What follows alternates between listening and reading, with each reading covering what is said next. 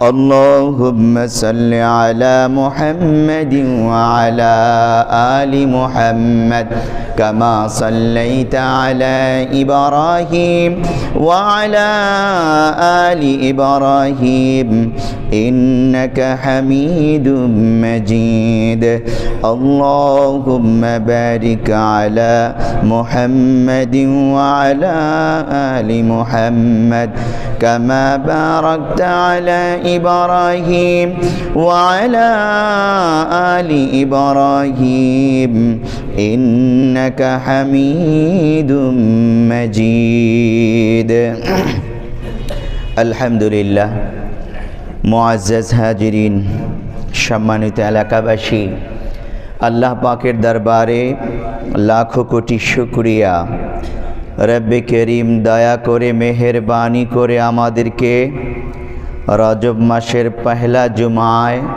বাইতুল মুনাব্বার জামে মসজিদে উপস্থিত হওয়ার তৌফিক দান করেছেন এজন্য অন্তর থেকে শুকরিয়াতান বলি আলহামদুলিল্লাহ। আজকে রজব মাসের 2 তারিখ 1446 হিজরি, পৌষ মাসের 19 তারিখ 1431 বাংলা এবং জানুয়ারি মাসের 3 তারিখ 2025 খ্রিস্টাব্দ। মহান আল্লাহ পাকের দয়া, অসংখ্য দয়া, আমরা পুত পবিত্র অবস্থায় 2025 খ্রিস্টাব্দ শুরু করেছি। আমাদের দায়িত্ব সফল করে তোলা আমাদের হায়াতে জিন্দেগির সামনের বছরটা। কি করে সফল কাম করে তুলব? পেয়ারা নবী সাল্লাল্লাহু আলাইহি ওয়াসাল্লামের একটি হাদিস, জীবন পরিবর্তনকারী 4টি কথা, এই বিষয়ে আমরা আলোচনা করব আজ। প্রথমেই ছোট্ট একটা প্রাসঙ্গিক কথা বলে নেওয়া প্রয়োজন। রজব মাস শুরু হয়েছে, তার মানে রমজানের প্রস্তুতি নিতে হবে। সাহাবায়ে কেরাম রজব মাস আগমন করলেই পেয়ারা নবীর শিখানো দোয়া পড়তেন, আল্লাহুম্মা বারিক লানা ফি রজব ওয়া শাবান ওয়া বাল্লিগনা রমাদান। আমরা এই দোয়ার মধ্য দিয়ে রমজানের প্রস্তুতি শুরু করে দেব, বলি ইনশাআল্লাহ। 2 নম্বর কথা, ইংরেজি নববর্ষকে আমরা খ্রিস্টানি বর্ষ বা শুধু ইংরেজি বর্ষ বলে গণ্য করব না।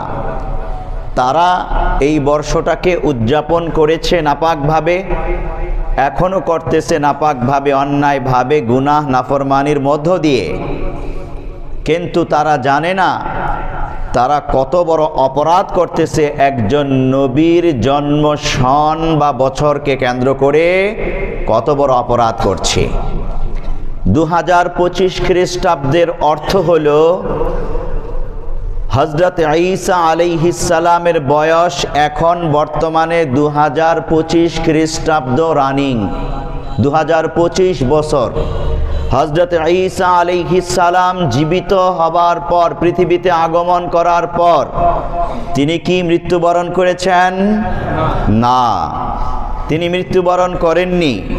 তিনি জীবিত আছেন, আসমানে আছেন। মেরাজে তার সাথে পেয়ারা নবীর দেখা হয়েছে এবং শেষ যুগে তিনি আসমান থেকে জমিনে নেমে আসবেন। সিরিয়ার দামেস্কের মসজিদে উমাইয়ার সাদা মিনার এর সন্নিকটে নামবেন। সহিহ মুসলিমের হাদিস আমরা শুনেছি। এখন যেই কথাটা আমি বলতে চাই, সমস্ত পৃথিবীর খ্রিস্টানদেরকে লক্ষ্য করে এবং মুসলমানদেরকেও লক্ষ্য করে, ইংরেজি বর্ষ বা খ্রিস্টাব্দ সন এটা শুধু খ্রিস্টানদের সন বলা যাবে না, এটা ইংরেজদের সন বলা যাবে না। আমি এজন্যই বলছি মুসলমানদের একজন নবী একজন মুসলিম নবী, জলিল কদর নবী ও রসুল হযরত ঈসা আলাইহিস সালামের জন্ম সন জড়িত আছে এই সনের সাথে। অতএব কোন খ্রিস্টানদের অধিকার নেই মুসলিম কোন নবীর জন্ম সন, জন্ম বছর পালন করতে গিয়ে উল্টা পাল্টা নাফরমানি করা। বরং একান্তই এটা ঈমানদারদের দায়িত্ব, কর্তব্য। তিনি যেহেতু মুসলিম ছিলেন, মুসলিমদের নবী ছিলেন, শেষ যুগে আবার আগমন করবেন এই মুসলিম উম্মাহ এর নেতৃত্ব দেবার জন্যে সমস্ত কুফরি শক্তি, দাজ্জালি শক্তি, ইহুদি খ্রিস্টানদের বিরুদ্ধে তিনি লড়াই করবেন। আগমন করে খ্রিস্টানদের ক্রুশ চিহ্ন ভেঙে ফেলবেন। একাধিকবার হাদিস আমরা শুনেছি। অতএব হযরত ঈসা আলাইহিস সালামের বয়স বর্তমানে 2025 বছর। তার এই জন্ম সনকে কেন্দ্র করে কোন 31st নাইট উদযাপন করা কিংবা খ্রিস্টানি রসুম রেওয়াজ পালন করার অধিকার না আছে কোন খ্রিস্টানদের, না আছে কোন তাগুতি শক্তির, না আছে কোন আল্টা মডার্নের। একান্তই মুসলমানদের অধিকার। মুসলমানদের নবীদের সন কিভাবে উদযাপন করবে তাদের দায়িত্ব। তারা নবীকে স্মরণ করবে সুন্নাহ আমলের মধ্য দিয়ে, এই কুসংস্কার রসুম রেওয়াজের মধ্য দিয়ে। এই সনটাকে নাপাক করার কোনো অধিকার আমরা কারো জন্য মনে করি না। পেয়ারে হাজিরিন, এটাই আমার আজকের বয়ানের শুরুর 2 নম্বর কথা। 1 নম্বর কথা বললাম, রমাদানুল মুবারকের প্রস্তুতি নেব আমরা। আল্লাহুম্মা বারিক লানা ফি রাজাব ওয়া শাবান দোয়ার মধ্য দিয়ে আমাদের প্রস্তুতি শুরু হয়ে গেল, মানসিক প্রস্তুতি। 2 নম্বর কথা, ইংরেজি নববর্ষ কিংবা খ্রিস্টাব্দ সন বলে যাকে আমরা চিনে থাকি, এটা খ্রিস্টানদের সম্পদ নয়। মুসলমানরা আল্লাহর নবীর অনুসরণে এবং ভবিষ্যতে ঈসা আলাইহিস সালাম আগমন করবেন তার ইতিহাস স্মরণ করে ঈমানের পথে কিভাবে আমরা আমাদের প্রতিটা বছরকে কাটাতে পারি, এখন থেকেই সেই প্রস্তুতি নিতে হবে। 3 নম্বর কথা, আলোচ্য বিষয়, আজকের মূল আলোচ্য বিষয় একটি হাদিস, জীবন পরিবর্তনকারী 4টি কথা আমাদের জীবনকে পরিবর্তন করে দেবে। দুনিয়ার লাইনে, আখিরাতের লাইনে, উভয় জগতে আমাদের জীবনকে পরিবর্তন করে দেবার মতো একটি হাদিস পিয়ারা নবী সাল্লাল্লাহু আলাইহি ওয়াসাল্লাম বর্ণনা করেছেন। দুনিয়াতে আমাদের জীবনকে সফল এবং দামি করার জন্যে, কবরে, হাসরে, আখিরাতে আমাদের জীবনকে সফল এবং বিজয়ী করার জন্যে একটি হাদিসে 4টা কথা বলেছেন, খুব দামি কথা, জীবন পরিবর্তনকারী কথা। আসুন আমরা পিয়ারা নবী সাল্লাল্লাহু আলাইহি ওয়াসাল্লামের সেই হাদিস কানা একটু শুনি, সবক গ্রহণ করি, প্র্যাকটিক্যাল জীবনে আমল করার প্রতিজ্ঞা নেই, শপথ নেই। হযরত সাদ ইবনে আবি ওয়াক্কাস রাদিয়াল্লাহু তাআলা আনহু থেকে বর্ণিত হাদিস খানা। পিয়ারা নবী সাল্লাল্লাহু আলাইহি ওয়াসাল্লাম যখন ইসলাম নিয়ে আগমন করেন, মক্কাতে ইসলাম প্রচার করেন, একেবারে প্রথম বর্ষে যেই সকল মর্দে মুজাহিদ সাহাবীরা ইসলাম গ্রহণ করেছিল তার মধ্যে অন্যতম একজন টকবগে যুবক, 17 বছরের টকবগে যুবক হযরত সাদ ইবনে আবি ওয়াক্কাস রাদিয়াল্লাহু তাআলা আনহু ছিলেন। আল্লাহর নবীর দাওয়াত তার জীবনকে পাল্টে দেয়। সে ছিল পৌত্তলিক জাতির অন্তর্ভুক্ত, তার মা পৌত্তলিক, তার বংশ পৌত্তলিক, মূর্তি পূজারী। সাদ ইবনে আবি ওয়াক্কাস রাদিয়াল্লাহু তাআলা আনহুর জীবনকে পাল্টে দেয় আল্লাহর নবীর কথা, নসিহা। মা বেঁকে বসেন, ইতিহাস আমরা শুনেছি, তুমি মুহাম্মদকে ছাড়ো, কোরআনকে ছাড়ো, ইসলামকে ছাড়ো, অন্যথায় এই আমি তোমার মা প্রতিজ্ঞা করলাম না খেয়ে মরে যাব। সাদ ইবনে আবি ওয়াক্কাস পিয়ারা নবীর কাছে যান, সমস্যার কথা বলেন। আল্লাহ তাআলা আয়াত নাজিল করলেন সমাধান দিয়ে, ওয়া ইন জাহাদাকা আলা আন তুশরিকা বিমা লাইসা লাকা বিহি ইলম ফালা তুতি'হুমা ওয়া সাহিবহুমা ফিদ দুনিয়া মা'রুফা। সূরা লুকমানে মহান আল্লাহ সমাধান দিয়েছেন, যে সত্যের পরিচয় তুমি পেয়েছ, তোমার মা বাবা যদি তোমাকে সেই সত্য থেকে বিচ্যুত করে শিরকি করাতে চায়, ফালা তুতি'হুমা, কোন অবস্থাতেই তাদের আনুগত্য করা যাবে না। ওয়া সাহিবহুমা ফিদ দুনিয়া মা'রুফা, তবে হ্যাঁ, তারা অমুসলিম হলেও, পৌত্তলিক হলেও, তারা যেহেতু মা এবং বাবা, তাদের সাথে ভালো আচরণ করবে। এটা ইসলামের শিক্ষা। এই আয়াত নাজিল হবার পর, শ্রবণ করার পর সাদ ইবনে আবি ওয়াক্কাস রাদিয়াল্লাহু তাআলা আনহু এর অন্তরের ঈমান আরো মজবুত হয়ে যায়। মায়ের কাছে আসেন, বলেন, মা, তোমাকে যেমন ভালোবাসি, ইসলাম নামক সত্যকে, কোরআন নামক সত্যকে, রসুল নামক সত্যকেও আমি ভালোবাসি, আমি কোনোটাই ত্যাগ করতে পারবো না। তুমি যতই প্রতিজ্ঞা করো, অনশন করো, আমাকে সত্য থেকে বিচ্যুত করতে পারবে না। ছেলের এই ঈমানের কাছে মা সারান্ডার করে, অনশন ভাঙতে বাধ্য হয়, পানি পান করে খাদ্যখানা খায় এবং বলতে থাকে, আমি আমার ছেলের কাছে হেরে গেলাম। আসলে ছেলের কাছে হারে নাই, ছেলের অন্তরে লুকায়িত যে সত্য আছে, যে ঈমান আছে, তার কাছে হেরে গিয়েছে মা। কারণ মায়ের কাছে যেই মিথ্যা আছে, এই মিথ্যা কখনোই সত্যের উপর বিজয়ী হতে পারে না। পেয়ারে হাজিরিন, পরবর্তীতে সাদ ইবনে আবি ওয়াক্কাস রাদিয়াল্লাহু তাআলা আনহু এর মাও মুসলমান হয়ে ভাগ্যবতী নারী হয়ে যায়। আমাদের চেষ্টা থাকবে আমাদের পরিবর্তনগুলো ভালোর দিকে হবে, মন্দর দিকে নয়। অবশ্যই পরিবর্তন চাই আমরা সকলে, কিন্তু এই পরিবর্তন কিসের?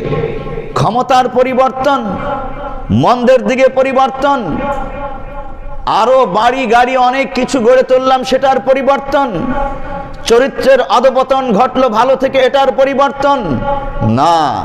কাঙ্ক্ষিত পরিবর্তন, মিথ্যা থেকে সত্যের দিকে পরিবর্তন, পরাজিত অবস্থা থেকে বিজয়ী অবস্থার দিকে পরিবর্তন, বেঈমানি অবস্থা থেকে ঈমানি অবস্থার দিকে পরিবর্তন। এমনি করে অন্তরের দুর্বলতা থেকে অন্তরের সবলতা, হিম্মতের দিকে পরিবর্তন। আমি দরিদ্র হতে পারি, আমি ছোট নগণ্য হতে পারি, কিন্তু আমি পৃথিবীর কারো কাছে পরাজিত হতে রাজি না। এই মানসিকতা তৈরি করে বিজয়ের দিকে ধাবমান হওয়ার পরিবর্তন একজন উম্মত, একজন নাগরিক, একজন বান্দার শপথ হওয়া উচিত, স্পিরিট হওয়া উচিত। পেয়ারা নবী সাল্লাল্লাহু আলাইহি ওয়াসাল্লামের হাদিস বয়ান করেছেন, সেই জীবন পরিবর্তনকারী সাহাবী হযরত সাদ ইবনে আবি ওয়াক্কাস রাদিয়াল্লাহু তাআলা আনহু, 17 বছরের টকবগে যুবক। তিনি বলছেন, আন সাদ ইবনে আবি ওয়াক্কাস রাদিয়াল্লাহু আনহু قال جاء رجل إلى النبي صلى الله عليه وسلم وقال يا رسول الله أوصني وأوجز। হযরত সাদ ইবনে আবি ওয়াক্কাস রাদিয়াল্লাহু তাআলা আনহু থেকে বর্ণিত, একজন ব্যক্তি প্যারা নবী সাল্লাল্লাহু আলাইহি ওয়াসাল্লামের কাছে আগমন করেন, বলেন, ইয়া রাসূলুল্লাহ আউসিনি ওয়া আউজিজ, আমাকে আপনি উপদেশ দিন, কার্যকরী উপদেশ দিন। আউসিনি, আমাকে আপনি উপদেশ দিন, ওয়া আউজিজ এবং কার্যকরী উপদেশ দিন। প্রত্যেক সাহাবীর ভিতরে এইরকম বৈশিষ্ট্য ছিল। প্যারা নবী সাল্লাল্লাহু আলাইহি ওয়াসাল্লামকে দেখলে নিজের ভিতরের কমতি দুর্বলতা ফুটে উঠত। আল্লাহর নবীকে বলতো, ইয়া রাসূলুল্লাহ, আমাকে কিছু নসিহত করুন ইয়া রাসূলুল্লাহ। আজ আমরা এই বৈশিষ্ট্য থেকে মুক্ত হয়ে গেছি, যোজন যোজন মাইল দূরে সরে গিয়েছি, যার ফলে পরাজয় আমাদেরকে ঘিরে ধরে, অশান্তি আমাদেরকে ঘিরে ধরে, অহংকার আমাদেরকে ঘিরে ধরে, গুনাহ, বিভিন্ন গুনাহ অক্টোপাসের ন্যায় আমাদেরকে ঘিরে ধরে। আমরা যদি খতিব সাহেবকে, ইমাম সাহেবকে, কোন আলেমকে গিয়ে বলতাম, আউসিনি, আমাকে উপদেশ দিন, আমার মধ্যে অনেক কমতি আছে, অনেক কমতি আছে, আমাকে উপদেশ দিন, ওই উপদেশ যদি গ্রহণ করে জীবনকে পাল্টাতে পারতাম, আল্লাহর কাছেও দামি হতে পারতাম, দুনিয়ার মানুষের কাছেও আমি সম্মানের পাত্র হতে পারতাম। কিন্তু উল্টা সমাজ ব্যবস্থা, সমাজের মানুষের কাছে আজ উলামায়ে কেরাম জিম্মি, মসজিদ কমিটির কাছে উলামায়ে কেরাম জিম্মি। উলামায়ে কেরাম, ইমাম খতিব কোন ভুল করলে তাকে চেপে ধরে, ধমক লাগায়, বয়ানের মধ্যে অন্যায়ের বিরুদ্ধে বললে মনে করে তার বিরুদ্ধেই বলেছে, উল্টা ইমাম সাহেবের চাকরি নট করে দেয়। আহা, এই কপাল পরা জাতির কপালে হেদায়েত জুটবে কি করে? যাদের কাছ থেকে নসিহত নেওয়ার কথা, তাদেরকেই অপমানিত করে হেনস্থা করা হইতেছে। প্যারা নবী সাল্লাল্লাহু আলাইহি ওয়াসাল্লাম সুনানে তিরমিজি হাদিস নম্বর 2210 এটাকে কিয়ামতের আলামত বলেছেন। যেই ব্যক্তি, যেই গোষ্ঠী এই আলামতের মধ্যে পড়ে যাবে, তার নিজের দ্বারাই এই আলামতটি সংগঠিত হবে, ওর কপালে কখনো হিদায়াত নাই।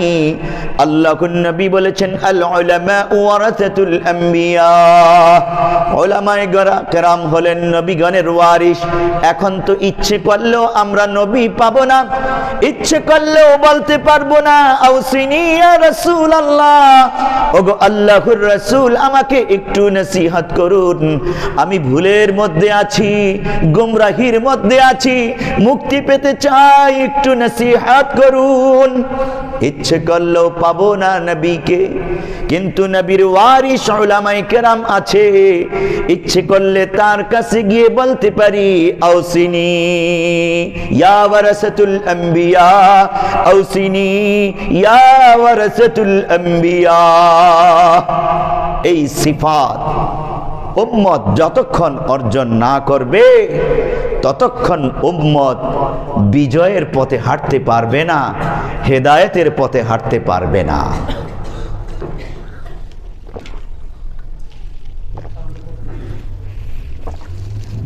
সাহাবী যখন জিজ্ঞাসা করলেন, আউসিনি ইয়া রাসূলুল্লাহ, আমাকে নসিহত করুন, ওগো আল্লাহর রাসূল।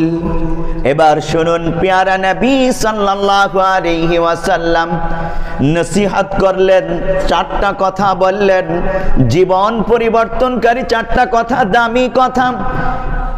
এই চারটা কথা শুধু ওই সাহাবীর জন্য বলেন নাই, আল্লাহর নবী তার সমস্ত উম্মতের জন্য বলেছেন। এখানে আমার সামনে যারা বসা আছেন, মনে করবেন আল্লাহর নবীর হাদিস, আল্লাহর নবী পার্সোনালি এককভাবে আপনাকেই বলছেন। আপনি আপনার জীবনে, আমি আমার জীবনে গ্রহণ করে নেব। যদিও আমার জবান থেকে প্যারা নবীর হাদিসগুলো উচ্চারণ হবে, আমি মনে করব আমার নবী আমাকে নসিহত করছেন।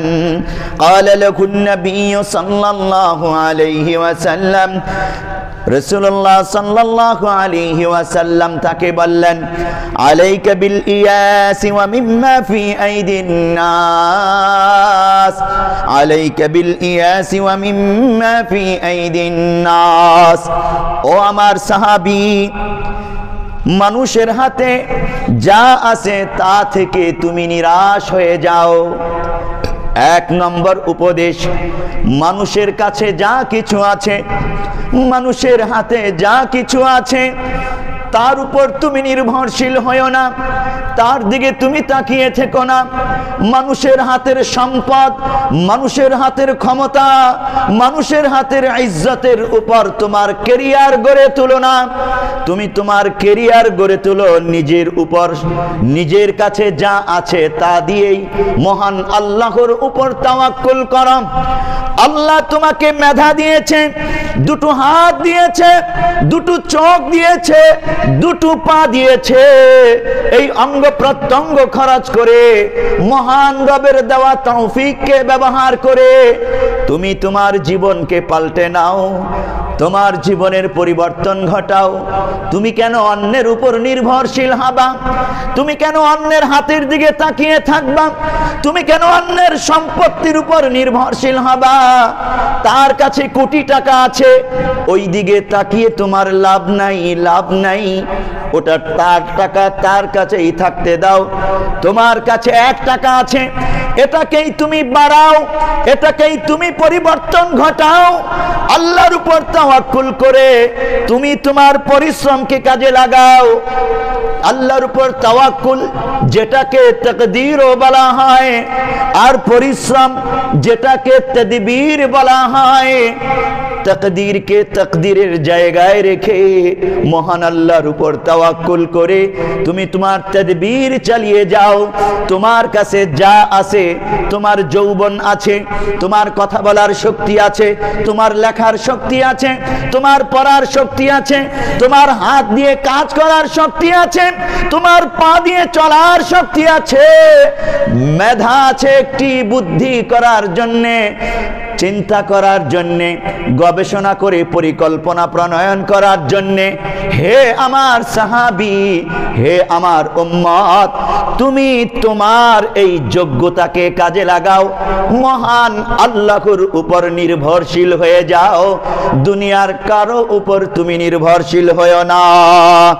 মহান আল্লাহ তাআলা কোরআনুল কারীমে ইরশাদ করছেন, সূরা তালাক আয়াত নম্বর 3, وَمَن يَتَّقِ اللَّهَ يَجْعَل لَّهُ مَخْرَجًا। যে আল্লাহকে ভয় করে, আল্লাহর উপর নির্ভরশীল হয়, ইয়াজআল লাহু মাখরাজা, ওই আল্লাহ তাআলাই তার জন্য কোনো পথ বের করে দেন। ওয়ারযুকহু মিন হাইসু লা ইয়াহতাসিব, তাকে এমন জায়গা থেকে সম্মান দেন, রিজিক দেন, যোগ্যতা দেন।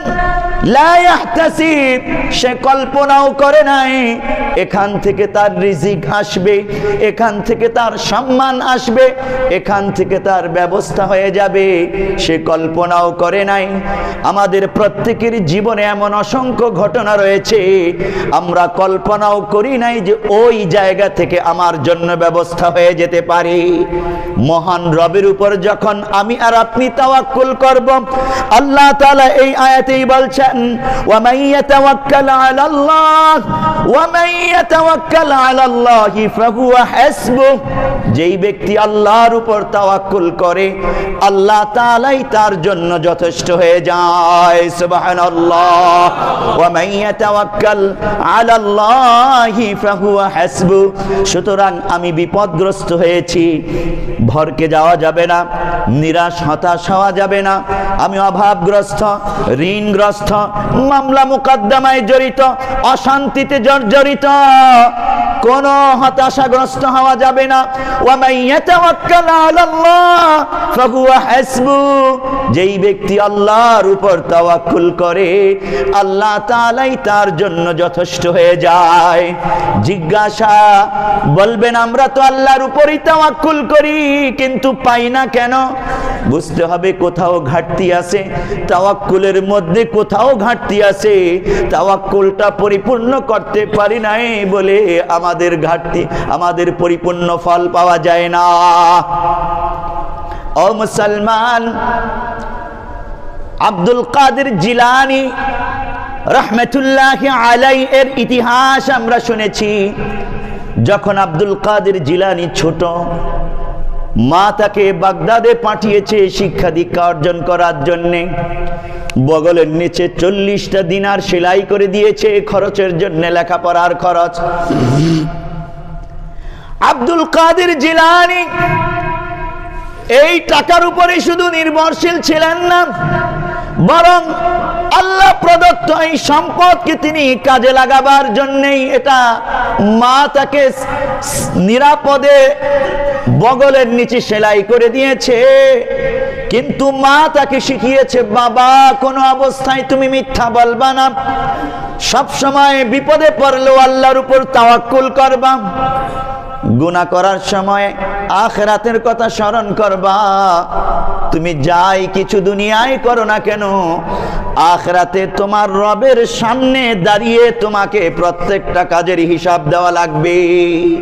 এইটুকুন শুধু মনে রেখো। রাস্তায় যখন ডাকাত ধরল, ডাকাতের একটা দল পুরো কাফেলা লুণ্ঠন করে সব নিয়ে যায় আব্দুল কাদের জিলানীর কাছে। সে এক ডাকাত বলে, তোমার কাছে কি কিছু নাই? ব্যাগ খুঁজে কোনো টাকা পয়সা কিছুই পায় না, তোমার কাছে কি কিছুই নাই? কিছুই তো পেলাম না। আব্দুল কাদের জিলানী বলেন, আছে তো। জিজ্ঞেস করলো, কোথায় আছে? বগল উঁচু করে দেখায়, এই তো, এই বগলের নিচে 40টি দিনার আছে, যেন চুরি হয়ে না যায়, ডাকাতরা খুঁজে না পায়। আমার মা এই বগলের নিচে এগুলো সেলাই করে দিয়েছে। ডাকাত অবাক হয়, এই ছোট বালককে ধরে ডাকাত সর্দারের কাছে নিয়ে যায় আর বলে, দেখুন কি বিস্ময়কর কথা, যেন ডাকাতরা খুঁজে না পায়, চুরি যেন না হয়ে যায়।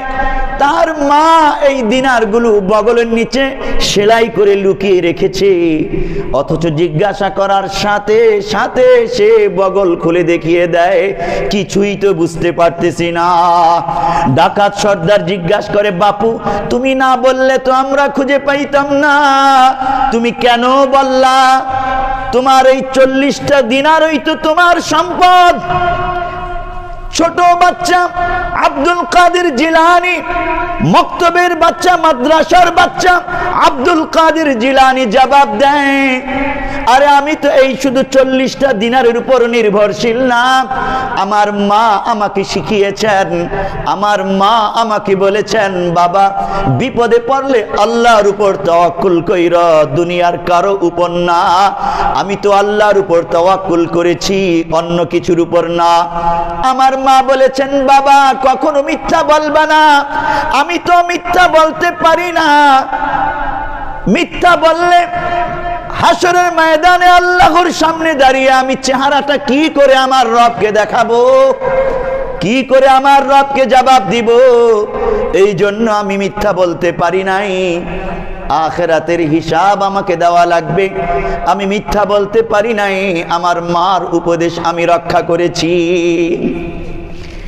ডাকাত সর্দার ছোট বাচ্চা আব্দুল কাদের জিলানীর এই কথা শুনে অন্তর ফেটে চৌচির হয়ে যায়, চোখ ফেটে পানি বের হয়, কাঁদতে থাকে শিশুর মতো, চিৎকার করে বলতে থাকে, এতটুকুন ছোট্ট একটা বাচ্চা আল্লাহর উপর তাওয়াক্কুল করেছে, দুনিয়ার কোনো শক্তির উপর তাওয়াক্কুল করে নাই, আল্লাহর উপর তাওয়াক্কুল করেছে, দুনিয়ার কোন শক্তির উপর তাওয়াক্কুল করে নাই।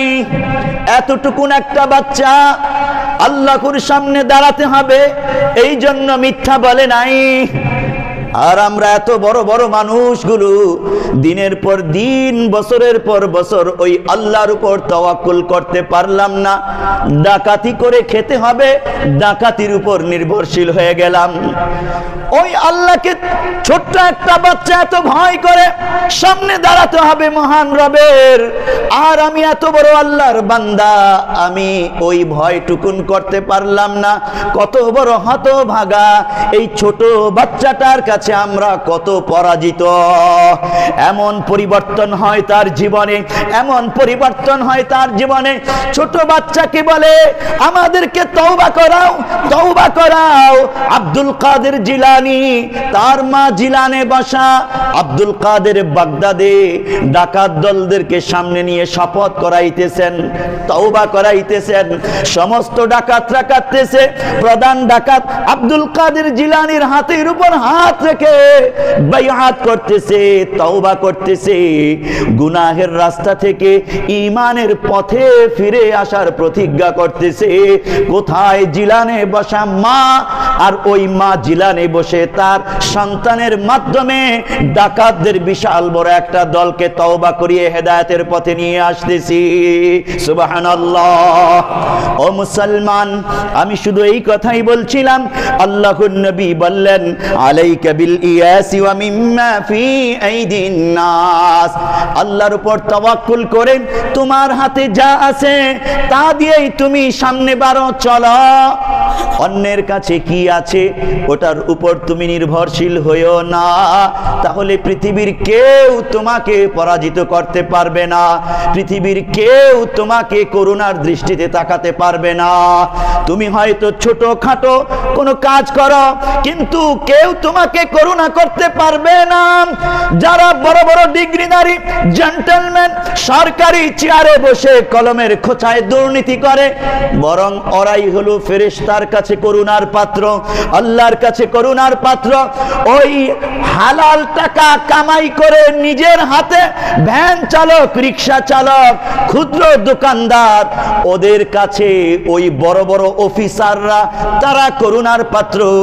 কারণ তারা ডিজিটাল পদ্ধতিতে চুরি করে, ডাকাতি করে, দুর্নীতি করে, তারা দুর্নীতিবাজ। কিন্তু এই রিক্সা চালক, ভ্যান চালক তার শ্রম দিয়ে 5 টাকা হলে এটা দিয়ে সন্তুষ্ট, এটা দিয়ে সে তার ক্যারিয়ারকে গড়ে তুলতেছে। এই ব্যক্তি কারো করুণার পাত্র না। আর ওরা এই নাফরমানরাই আসল করুণার পাত্র, ঠিক কিনা? আল্লাহর নবীর এই ছোট্ট কথা কিন্তু কত দামি, কত দামি। প্যারে নবী সাল্লাল্লাহু আলাইহি ওয়াসাল্লামের এই কথা হাদিসে, আরো একটা হাদিসে আল্লাহর নবী বয়ান করছেন, মান ইনকাতা ইলাল্লাহি কাফাহুল্লাহ কুল্লা মাউনাতিন ওয়া রাযাকাহু মিন হাইসু লা ইয়াহতাসিব। যেই ব্যক্তি দুনিয়ার সাথে সম্পর্ক ছিন্ন করে, আল্লাহর সাথে সম্পর্ক জুড়ে দেয়, কাফাহুল্লাহু কুল্লা মাউনাতিন, প্রত্যেক উপকরণের ক্ষেত্রে, প্রত্যেক বিষয়ে আল্লাহ তাআলাই তার যথেষ্ট হয়ে যায়। সুবহানাল্লাহ। ওয়া মান ইনকাতা ইলাদ দুনিয়া ওয়াক্কালাহু ইলাইহা।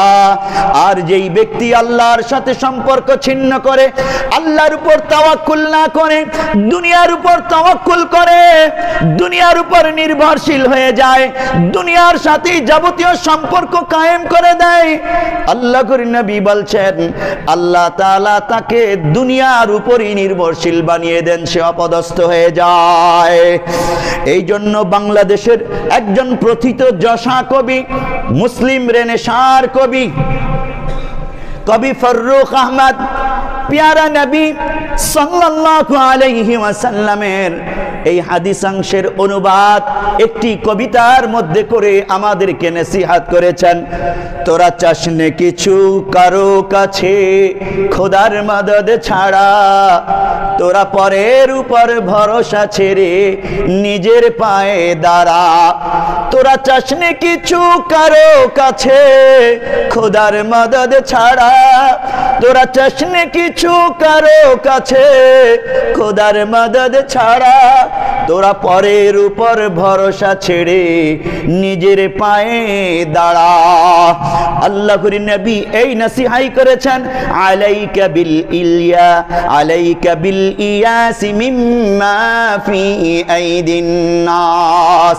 সুতরাং আমরা আমাদের কাছে যা আছে এটা নিয়ে গর্বিত হব, এটা নিয়ে আমরা সামনে বাড়বো, এটাকেই আমাদের যোগ্যতা দিয়ে আল্লাহর উপর তাওয়াক্কুল করে আমরা আমাদের সম্মান খুঁজে নেব, রিজিক খুঁজে নেব। অন্যের হাতে কি আছে, অন্য ব্যক্তি টাকা দিবে আমাকে, আমি সম্পদশালী হয়ে যাব, অন্য ব্যক্তি ক্ষমতা দিবে আমাকে, আমি চেয়ারে বসে যাব, অন্য ব্যক্তি আমাকে ইজ্জত সম্মানের জায়গায় পৌঁছে দিবে, আমি পৌঁছে যাব না। নিজের উপরই নিজের যা আছে আল্লাহ প্রদত্ত সেটা দিয়েই সম্মানের জায়গায় পৌঁছতে হবে, রিজিক খুঁজে নিতে হবে এবং নিজের বিজয়কে ছিনিয়ে আনতে হবে। কারো উপর নির্ভরশীল হব না এক আল্লাহ ছাড়া। আল্লাহর নবীর 1 নম্বর এই কথাটা কত দামি, প্রত্যেক ছাত্রের জন্য দামি, প্রত্যেক শিক্ষকের জন্য দামি, প্রত্যেক মালিকের জন্য দামি, প্রত্যেক শ্রমিকের জন্য দামি, প্রত্যেক নাগরিকের জন্য, প্রত্যেক রাষ্ট্রনায়কদের জন্য দামি। উপার্জন করতে গিয়ে নিজের ক্ষমতা খরচ করে অন্যায় করা যাবে না। এটার জন্যই আল্লাহর নবীর উপর কোরআন নাজিল হয়েছে, সেই কথাও মনে রাখতে হবে। 2 নম্বর, আমি সংক্ষেপে টানছি, আল্লাহর নবী জীবন পরিবর্তনকারী 2 নম্বর যেই নসিহত আমাদের জন্য করলেন, وإياك والطمع فإنه الفقر الحاضر وإياك والطمع فإنه فقر الحاضر। তুমি লোভ করো না, কেননা লোভই হলো নগদ দরিদ্র। লোভ করো না, কেননা লোভই হলো নগদ দারিদ্র। অত্যন্ত তাৎপর্যমণ্ডিত কথা। যেই মানুষ লোভী সেই মানুষ চিরদরিদ্র। মানুষের মধ্যে চিরকুমার আছে, যারা কোনোদিন বিয়ে করে না তারা চিরকুমার। ঠিক তেমনি করে চিরদরিদ্র লোক আছে যারা লোভী, দুনিয়াও হারায়, আখেরাতও হারায়, আল্লাহকে হারায়, জান্নাত হারায়, সব কিছু থেকে মাহরুম হয়ে যায়। তার একটি লোভ, তার একটি লোভ তাকে ধ্বংসের পথে নিয়ে যায়, তার একটি লোভ তাকে পাপের দিকে নিয়ে যায়। এক পুলিশ অফিসার মনে করেন বেতন পায় ধরেন সর্বোচ্চ 50,000 টাকা, কিন্তু তার স্ত্রী লোভী। সে স্বামীকে বলে প্রতি মাসে আমাকে 50,000 টাকা দেওয়া লাগবে আমার পার্লারের জন্যে, কসমেটিক্সের জন্যে। আমি নিজেই দেখেছি, এটা শফিপুরে দেখেছি। 40,000 টাকা প্রতি মাসে পার্লারের জন্য দিত স্বামী। আমি অবাক হই, আরে মাসে তো আমি 40,000 টাকা বেতনও পাই না, 40,000 টাকা পার্লারের জন্য প্রতি মাসে সে খরচ করে, স্ত্রী খরচ করে।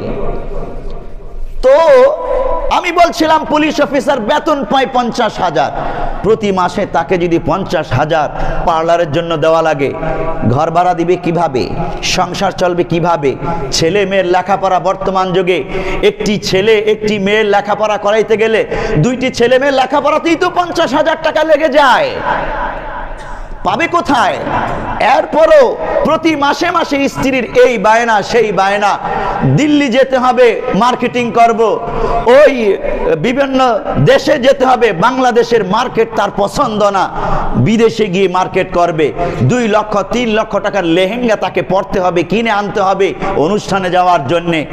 এভাবে এক লোভী স্ত্রীর পেট ভরতে গিয়ে সে এত টাকা কোথায় পাবে? তখন এই পুলিশ অফিসার করে কি, আপনার আমার পকেটের মধ্যে হিরোইনের প্যাকেট ঢুকিয়ে দিয়ে আমাদেরকে গ্রেফতার করে আর বলে তোমার পকেটে হিরোইন পাওয়া গেছে, তোমার নামে নেশার মামলা, হিরোইন ব্যবসার মামলা, চলো চালান দিয়ে দিব, 5 লক্ষ টাকা তাড়াতাড়ি ব্যবস্থা করো। আছে কি নাই? অসংখ্য, অতীতে বহু দেখেছি আমরা। আমি আমার চোখের সামনে এরকম দৃষ্টান্ত ঘটনা দেখেছি। কারাগারে, কারা ফটকে অসংখ্য এরকম দুঃখী মানুষের, নিরপরাধ দুঃখী মানুষের কারা জীবন নিজের চোখে দেখেছি। শুধুই পুলিশের পকেট ভারী করার জন্যে ওই নিরপরাধ ভাইয়েরা কারাগারে এসছে মিথ্যা মামলায়। ওরা কোনোদিন হিরোইন ধরেও দেখে নাই, দেখেও নাই কোনোদিন, ব্যবসা করবে তো দূরের কথা, ওদেরকে হিরোইনের মামলায় কারাগারে পাঠিয়ে দিয়েছে। লোভী এভাবেই নিজেও ধ্বংস হয়, সমাজ পরিবার রাষ্ট্রকেও ধ্বংস করে দেয়। একজন লোভী রাজনীতিবিদ দুর্নীতিবাজ হয়ে জনগণকে ধ্বংসের পথে নিয়ে যায়, একজন লোভী ক্ষমতাধর ব্যক্তি রাষ্ট্রকেই ধ্বংস করে দেয়। এই জন্য আল্লাহর নবীর অত্যন্ত দামি কথা,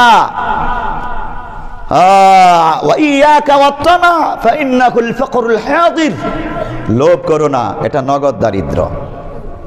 যে ব্যক্তি লোভী তার দারিদ্র কখনো শেষ হয় না।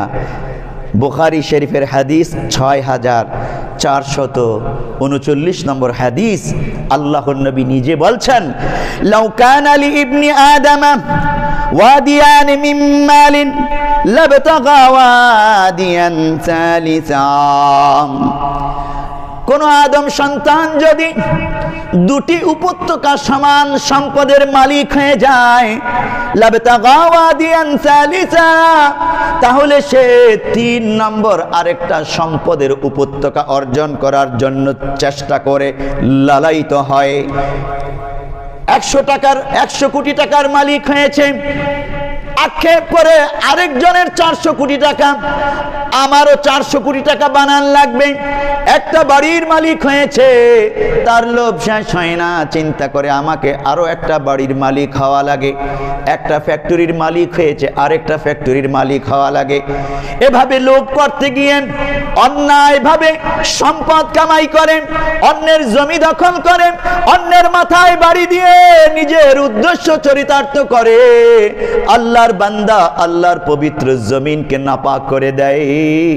আল্লাহর নবী বলছেন, আদম সন্তান 2 উপত্যকা সমান সম্পদ পাইলেও তার পেট ভরে না, সে লোভী থেকে যায়, আরেকটা পেতে চায়। ওয়ালা ইয়ামলাউ জাওফু ইবনি আদম ইল্লা তুরাব, আদম সন্তানের পেট কোন সম্পত্তি দিয়ে তাকে সন্তুষ্ট করা সম্ভব না, ইল্লা তুরাব, একমাত্র মাটি তাকে সন্তুষ্ট করতে পারে। কবরে যখন বান্দা চলে যায়, ওই কবরের মাটি দ্বারাই তার লোভ নিবারণ হতে পারে, এর আগে তার লোভ নিবারণ হয় না। এত লোভ করলাম, এত সম্পত্তি গড়ে তুললাম, সব ছেড়ে 3 টুকরা সাদা কাপড় নিয়েই ওই মাটিতে শুইতে হলো। ওই কবরের মাটি শুধু তার পেট ভরতে পারে, এছাড়া দুনিয়ার অন্য কোনো কিছু লোভীর পেটকে ভরতে পারে না। ও মুসলমান, আমি আর আপনি আল্লাহর নবীর এই নসিহতকে পরিপূর্ণ হৃদয়ে ধারণ করব, কখনো লোভী হব না, অল্পে তুষ্টি হব, সামান্যতেই সন্তুষ্ট হয়ে গেলে, সন্তুষ্ট থাকতে পারলে কখনো লোভ তাকে গ্রাস করবে না। প্যারা নবী সাল্লাল্লাহু আলাইহি ওয়াসাল্লামের 3 নম্বর নসিহত, ওয়াসাল্লি সালাতাকা ওয়া আনতা মুওয়াদ্দিউন, তুমি নামাজ আদায় করো এমন ভাবে যেন দুনিয়া থেকে বিদায় নিয়ে চলে যাচ্ছ, এমন ভাবে নামাজ আদায় করো যেন এটাই তোমার জীবনের শেষ নামাজ। সামনে আল্লাহ দাঁড়ানো, দেখতেছে তোমার ইবাদত, কেমনে তুমি ইবাদত করো। পিছনে মালাকুল মাউত দাঁড়ানো, নামাজ শেষ করার পরপরই তোমার জান কবজ করে নেবে। এমন ভাবে তুমি নামাজ পড়ো যেন এটাই তোমার জীবনের শেষ নামাজ। ও মুসলমান, এই নসিহা অন্তরে ধারণ করতে পারলে আপনার পঙ্কিল পাপ জীবনকে পরিবর্তন করার জন্য এটাই যথেষ্ট। যখন আমি মনে করব আমার শেষ নামাজ, আজরাইল দাঁড়ানো, সালাম ফিরালেই শেষ, জীবনটা কেড়ে নেবে, তখন ওই নামাজটা কত সুন্দর করে পড়ব, নামাজের মধ্যেই কত সুন্দর করে আমার রবকে ডাকবো, কত সুন্দর করে তওবা করব সারা জীবনের গুনাহের জন্যে, কত সুন্দর করে তওবা করব, যেহেতু আর 1 মিনিটও সময় পাবো না নামাজের পর। সম্পত্তি কাকে কিভাবে গুছিয়ে দেব সেই টাইমও নাই। এই মুহূর্তে আমার আখিরাতের যাবতীয় গুনাহ মাফ করে রবের সামনে দাঁড়ানোরই শুধু চিন্তা। আমার ওস্তাদ শাইখুল হাদিস আল্লামা আজিজুল হক রহমতুল্লাহ আলাইহি এর কাছে শুনেছি, যখন রাশিয়ার সাথে আফগানিস্তানের মুজাহিদদের স্বাধীনতা যুদ্ধ হয়, মুক্তিযুদ্ধ হয়, শেখুল হাদিস তখন আফগানিস্তান গিয়েছিলেন। তিনি বলেন, মুজাহিদরা আমাকে তাদের সাথে তাদের ক্যাম্পে নিয়ে গেছে, যুদ্ধ শুরু হয়েছে, গোলাগুলি হইতেছে, গুলি আসে যায়, জীবন দেওয়া নেওয়ার পালা। আমার কাছে মনে হলো যে কোনো সময় আমি গুলির আঘাতে শহীদ হয়ে যেতে পারি। পাহাড়ের উপর উঠলাম, 2 রাকাত নামাজ আদায় করলাম, নামাজে দাঁড়ালাম, যখন সূরা কেরাত পড়তে লাগলাম মনে হলো আমার রব আমার সামনে দাঁড়ানো। সূরা কেরাত পড়তেছি, কোরআন তেলাওয়াত করতেছি, এত মজা লাগতেছে, এত মজা, সিজদা দিতেছি, রুকু করতেছি, এত স্বাদ, এত মজা। আমার কাছে মনে হয়েছে আমার জীবনের সবচেয়ে শ্রেষ্ঠ হলো এই 2 রাকাত নামাজ। কেন এত শ্রেষ্ঠ মনে হলো, কেন এত মজা লাগলো? কারণ যুদ্ধের ময়দানে আছেন, যে কোনো সময় গুলির আঘাতে শহীদ হয়ে যাবেন। নামাজটা তখন কত একাগ্রতার সাথে পড়েছেন। ও মুসলমান, আল্লাহর নবী তো এই কথা সহিহ বুখারী মুসলিমের হাদিসেও বলেছেন। যখন জিবরাইল প্রশ্ন করেছিলেন মাল ইহসান, প্যারা নবী জবাব দেন, আনতা আবুদাল্লাহ কান্নাকা তারাকু ফাইন লাম তাকুন তারাকু ফাইন্নাহু ইয়ারাক। তুমি এমন ভাবে ইবাদত করো যেন আল্লাহকে দেখে দেখে তুমি ইবাদত করছো। ওই অনুভূতি যখন সামনে আসবে, নামাজটা বড় মজাদার হয়ে যাবে। আমার নামাজ জীবনের শেষ নামাজ, তখন তওবা করাও নসিব হয়ে যাবে। মহান রবকে মন ভরে ডাকতে মনে চাইবে।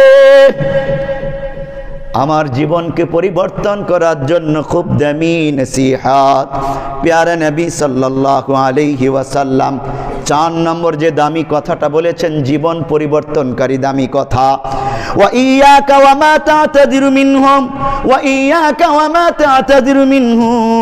এমন কথা ও কাজ থেকে বিরত থাকো যার জন্য তোমাকে পরে ক্ষমা চাইতে হয়। আপনার পারিবারিক জীবনে, সামাজিক জীবনে, রাষ্ট্রীয়, রাজনৈতিক, ব্যবসায়িক, চাকরি জীবনে অত্যন্ত গুরুত্বপূর্ণ দামি একটা কথা। এমন ভাবে আপনি জীবন পরিচালনা করবেন, এমন কথা ও কাজ করবেন যেন আপনাকে সরি বলতে না হয়, দুঃখিত বলতে না হয়, ক্ষমা চাইতে না হয়। কারা ক্ষমা চায়, কারা দুঃখিত বলে? যাদের ভুল হয়, যাদের অন্যায় হয়, তারাই তো ক্ষমা চায়। আল্লাহর নবী কত দামি নসিহত করেছেন ক্যারিয়ার গড়ে তোলার জন্য, কত দামি নসিহত করেছেন। হ্যাঁ, মানুষ হিসেবে আমাদের ভুল হবে, ক্ষমা চাওয়া এটা অনেক দামি একটা ইবাদত। ভুল হলেই ক্ষমা চাইব, কিন্তু তার আগে আমি সতর্ক হব, অসুস্থ হওয়ার আগে অসুস্থতা থেকে বাঁচার ব্যবস্থা নেব। এটাই হলো সেই ব্যবস্থা, আল্লাহর নবীর সেই প্রেসক্রিপশন। আমি এমন কথা ও কাজ করব না যার জন্য পরে আমাকে দুঃখিত বলা লাগে, সরি বলা লাগে, ক্ষমা চাওয়া লাগে। আল্লাহর নবী তার জীবনে কোনোদিন অন্যায় করে নাই, কাউকে সরি বলা লাগে নাই, ক্ষমা চাওয়া লাগে নাই। আমরা সেই নবীর উম্মত, যেই নবীর চরিত্রের ব্যাপারে একজন সাহাবী যখন আম্মি জান আয়েশা সিদ্দিকাকে জিজ্ঞেস করলেন আল্লাহর নবীর চরিত্র কেমন, একটু যদি বর্ণনা করতেন। আম্মি জান আয়েশা সিদ্দিকা বললেন, আলাস্তা তাকরাউল কোরআন, আরে তুমি কি কোরআন পড়ো না? কানা খুলুকুহু আল কোরআন, কোরআনই তো তার চরিত্র। চিন্তা করুন, কোরআন যদি আল্লাহর নবীর চরিত্র হয়, কোরআনে কি কোনো ভুল আছে? কোনো ভুল নাই। যালিকাল কিতাবু লা রাইবা ফীহ, এটা এমন গ্রন্থ যাতে কোনো ভুল নাই, ভুলের সম্ভাবনাও নাই। হুদাল লিল মুত্তাকিন, মুত্তাকিদেরকে রাস্তা দেখায় এই কোরআন।